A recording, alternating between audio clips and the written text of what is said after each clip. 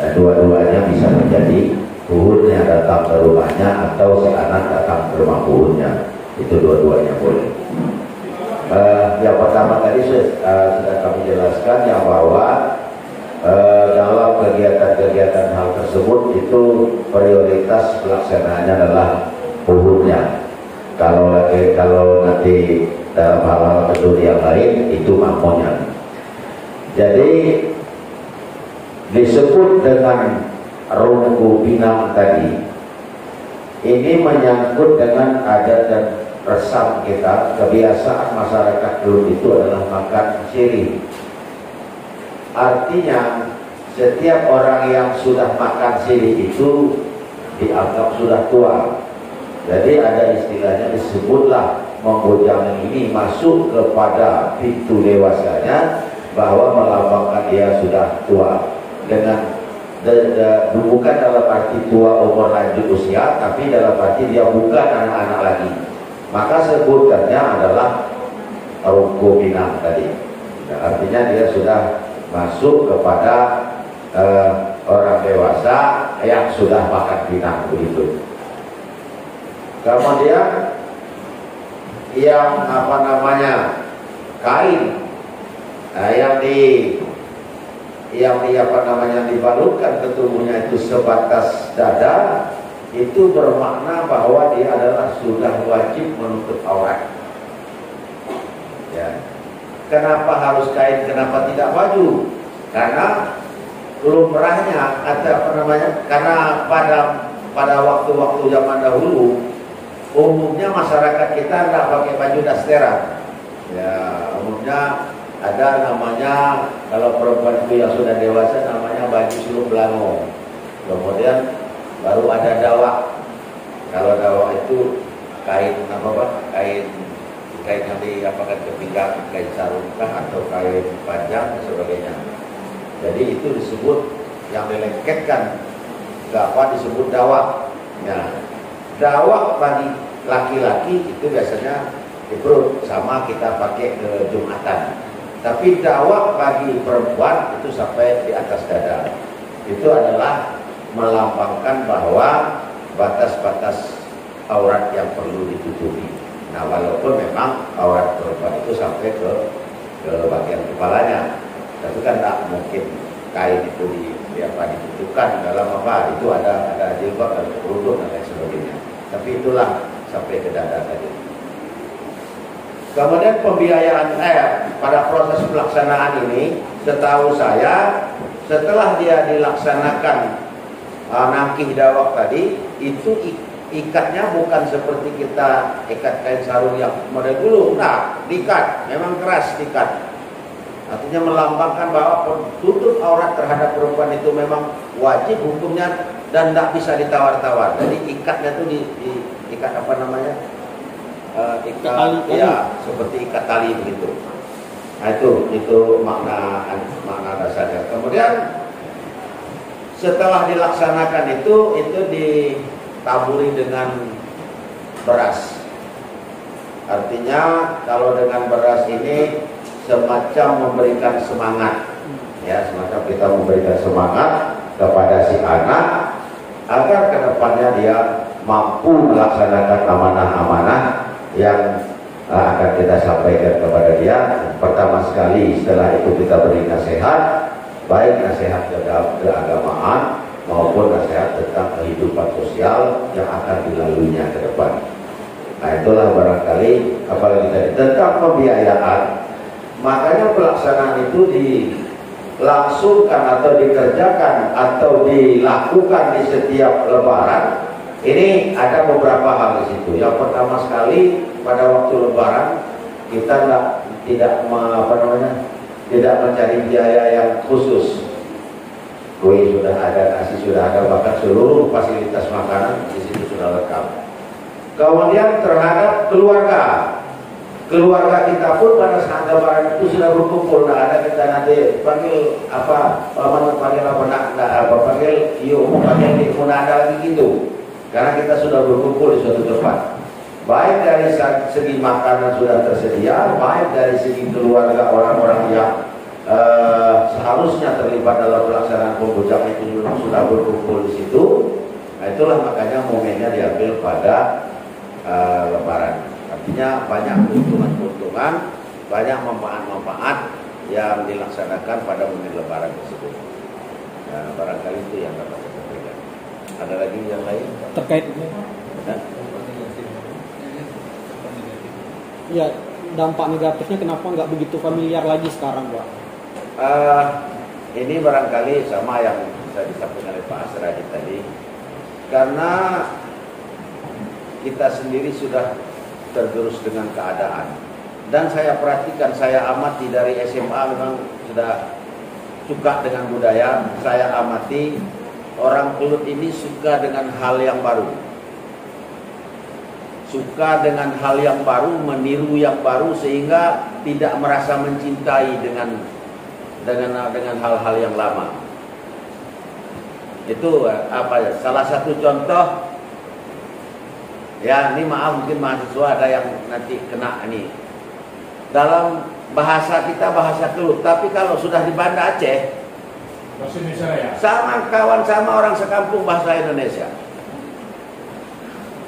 Ada perasaan gengsi bahwa kedaerahan, nampak jelas daerahnya ada perasaan gengsi dia. Saya tahu orangnya di sini banyak, yang seleting saya dulu ada orangnya itu. Demikian juga pakaian. Padahal pakaian seperti ini, sisir yang kayak monyet itu, sudah tahu itu sisir cangkur keruh. Mana? Keriang atau kasih sikat begitu cangkur keruh, tapi arok kan kalau cangkur keruh. Itu salah satu contoh bahwa kita lebih mencintai budaya-budaya baru, hal-hal baru ketimbang budaya kita yang lebih agamis sebenarnya. Sampai ke pinggang celana, kita perhatikan kita di sini. Pinggang celana yang molor. Padahal kita pinggang celana kita dulu pakai tali, pakai ikat pinggang yang serpit. Beli yang pinggangnya ini yang molor ke bawah, Pak. Jadi waktu kita menghidang jongkok ini, maaf ya. Nah, itu prinsip kita.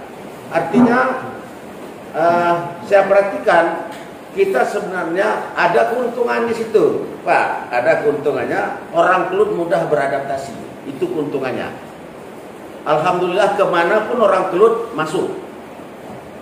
Nggak ada nggak ada diskriminasi, nggak ada dia. Oh, masuk orang Takengon sini, oh itu orang Takengon. Nggak ada tuh. Orang kata Jane, orang Cetaran, nggak. Orang Kelut pun juga masuk ke komunitas orang lain, alhamdulillah mampu beradaptasi. Tapi inilah kelemahannya, dampak negatifnya ketika melihat dan mendengar, kemudian menerima hal-hal baru, cepat larut dalam hal baru sehingga meninggalkan budaya sendiri.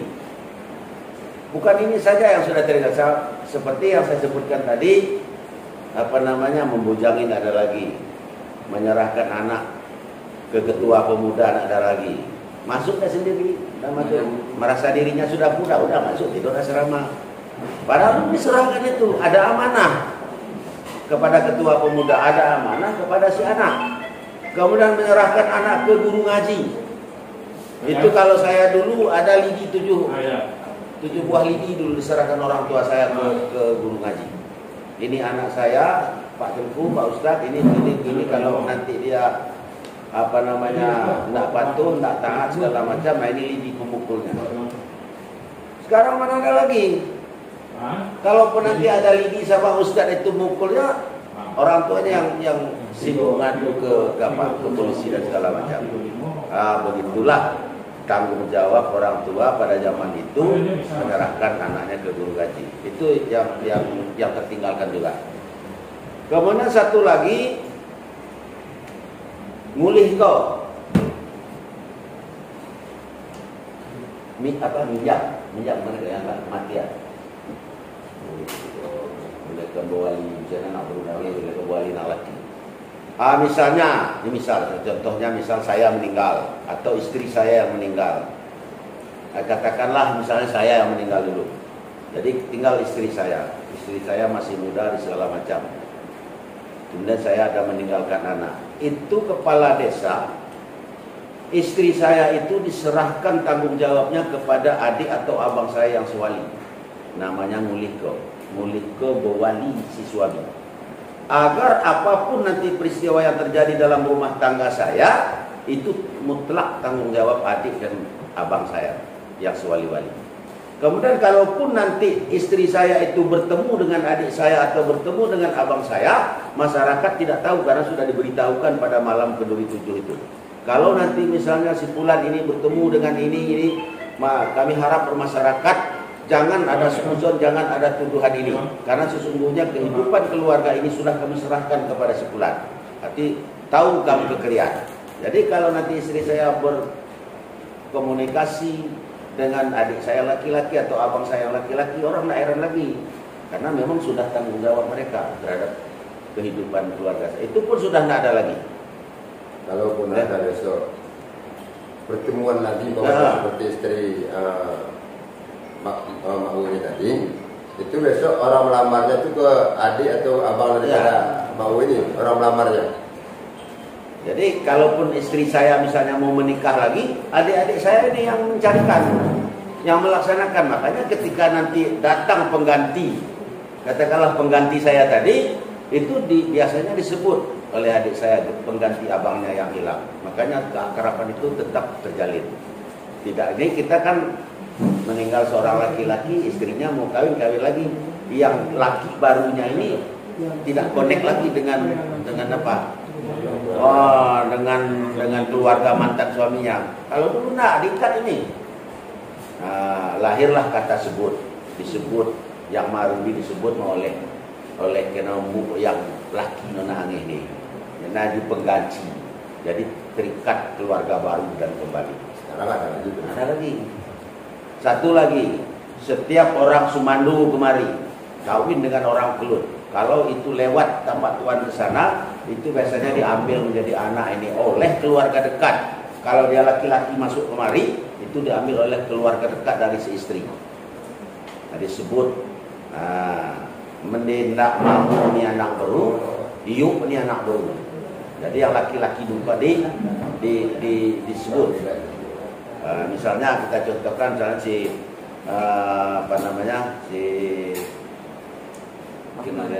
ketua, bukan orang sini, katakanlah orang Melabu, kawin kemari, ada istrinya orang Kelut, keluarga orang Kelut menyebut dia anak di sini, atau si perempuan juga masuk kemari. Apa maknanya? Karena ketika nanti terjadi suatu permasalahan bagi seorang yang Sumandu kemari, ada tempatnya mengadu, ada tempat pelariannya, ada tempat dia curhat, ada tempat dia minta nasihat dan segala macam. Nggak lepas begitu saja, Pak. Nah, ini kadang-kadang kalau nggak terjadi demikian, dia kan nanti begitu terjadi lari terus ke kampungnya, karena di sini nggak ada yang memberikan perlindungan. Tapi kalau ada hal yang demikian, ada orang yang melindunginya, ada orang yang memberi nasihat, ada orang yang peduli terhadap kehidupannya. Ini pun juga sudah terlupakan. Ya, termasuk bualangan yang insya Allah hari Jumat ini akan kita laksanakan di Pendopo Bupati.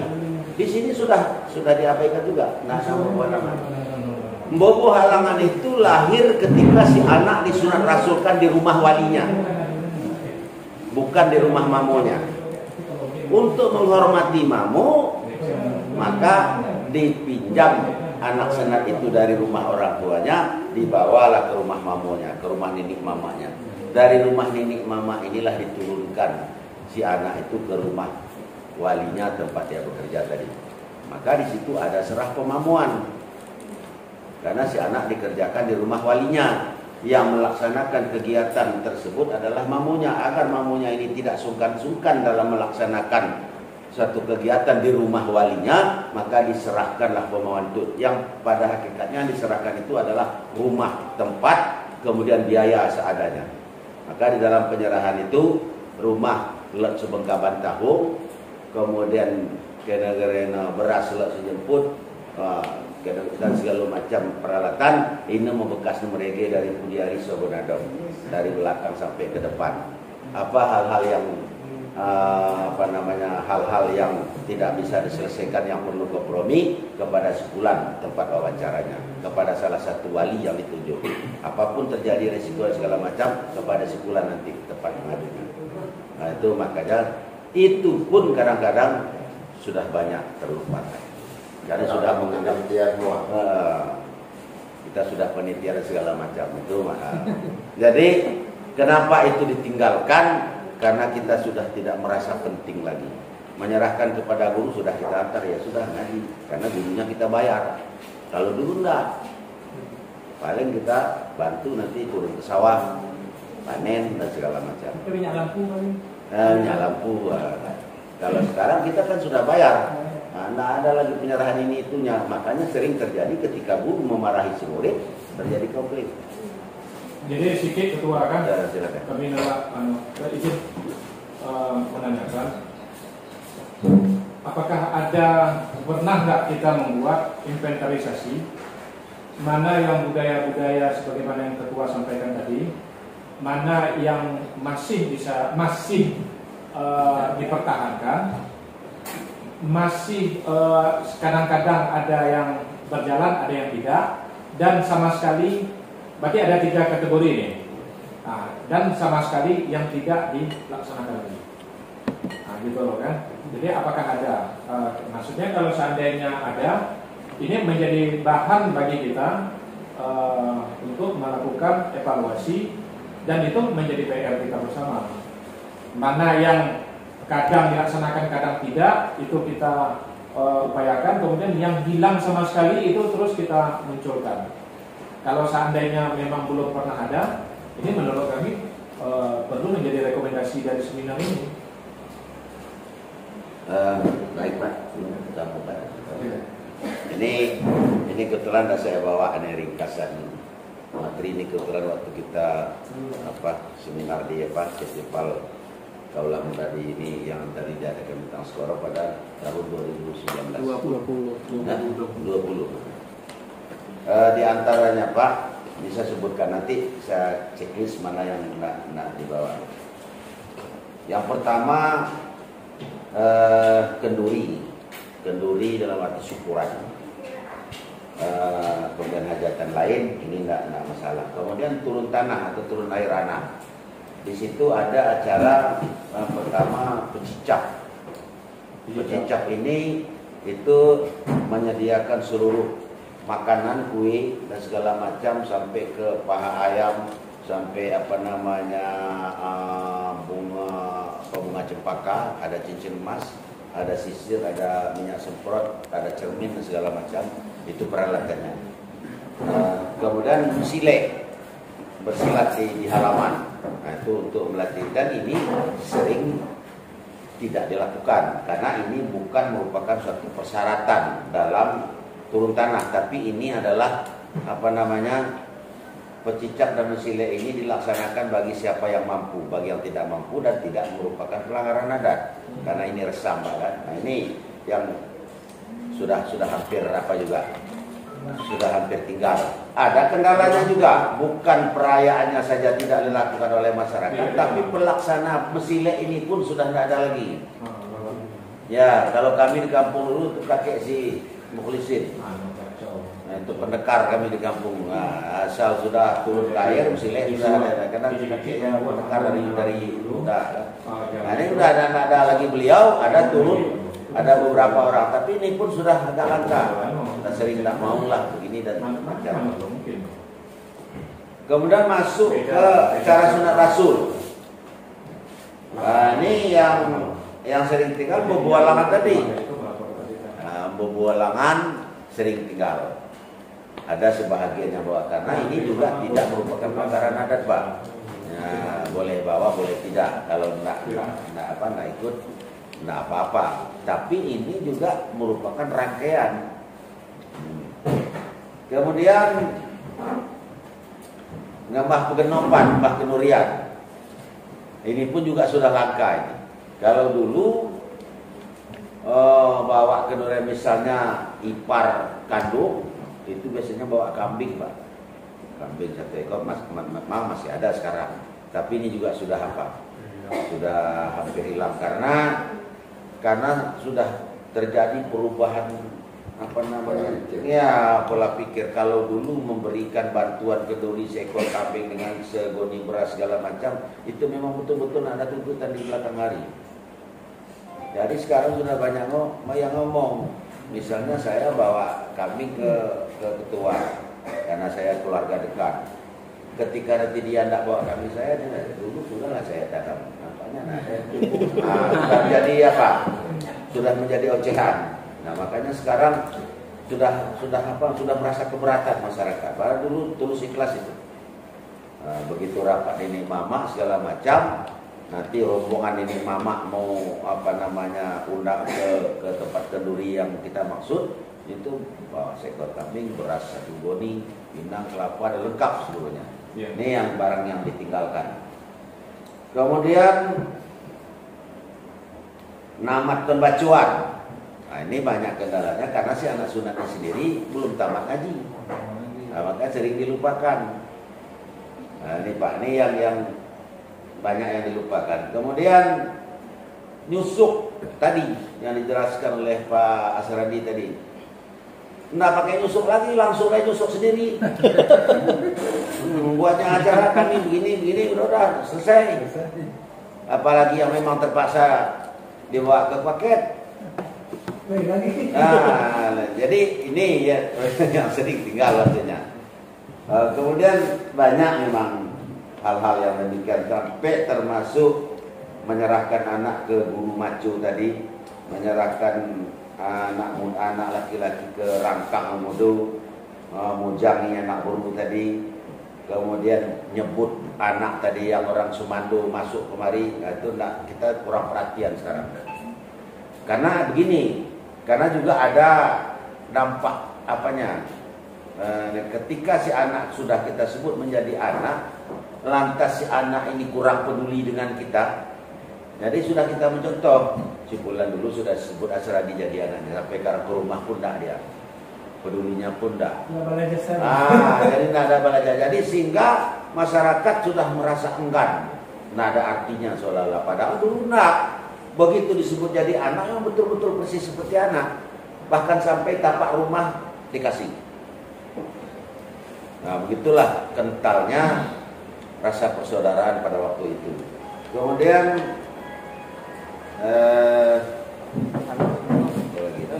nasihat yang apa tadi, yang sehat keluarga terhadap musibah kematian tadi, yang ulih ke Curug Gede.